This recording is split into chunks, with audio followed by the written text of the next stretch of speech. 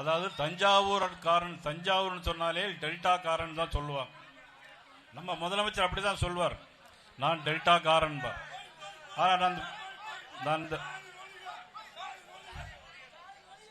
அது தேர்தலில் பார்த்துக்கலாம்,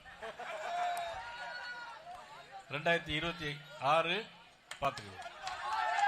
சரி, இப்போ வந்த உடனே நம்ம முன்னாள் சட்டமன்ற உறுப்பினர் அண்ணன் ராதாகிருஷ்ணன் இந்த பச்சை துண்டை தோல்ல போட சொன்னாங்க. ஏன்னா இது விவசாயிகளுடைய சின்னமா இருக்கிறது பச்சை துண்டு. தஞ்சை மாவட்டம் விவசாயிகளுடைய புண்ணிய பூமி.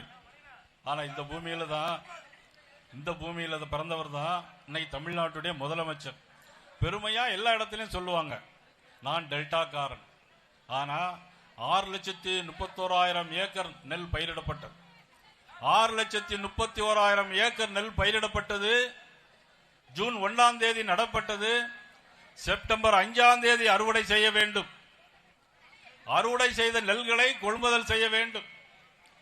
ஆனால் எல்லா கொள்முதல் நிலையங்களும் ஒன்று கூட அரசாங்கத்தின் சார்பில் இல்லை என்பதுதான் உண்மை. அதைத்தான் ஸ்டாலின் இன்னைக்கு என்ன சொல்கிறார் முதலமைச்சர், நான் டெல்டாக்காரன். அறுவடை செய்த நெல்லை கொள்முதல் பண்ணுவதற்கு டிபிசி நிலையங்கள் கிடையாது. டிபிசி நிலையங்களுக்கு வாடகை கொடுக்கப்படுவதே விவசாயிகளிடமிருந்து வாங்குகிறார்கள். இவர் டெல்டாக்காரன் முதலமைச்சர். 1 கிலோ நெல்லுக்கு 1 ரூபாய், ஒரு மூட்டைக்கு 42 ரூபாய் கமிஷன் வாங்குகிறார்கள். இவர் டெல்டாக்காரன் முதலமைச்சர். ஆனால் துணை முதலமைச்சர் உதயநிதி ஸ்டாலின் வருகிறார், ரயில்வே நிலையத்தில் வந்து பார்த்துவிட்டு, மதிப்புக்குரிய துரைமுருகன் அவர்களும் வந்து பார்த்துவிட்டு அப்படியே நேரே சினிமா தியேட்டருக்கு போயிட்டாங்க படம் பார்க்கறதுக்காக. ஆனால் நீங்க மழை பெய்து எல்லா நெல்லும் முளைத்துக் கொண்டிருக்கிறது. ஆனால் முதலமைச்சர் சொல்கிறார், நான் டெல்டாக்காரன் முதலமைச்சர். குறுவை சாகுபடி அழுகுரலை கேட்டீர்கள் அல்லவா? குறுவை சாகுபடியுடைய அழுவை குரலை கேட்டிருக்கிறீர்கள்.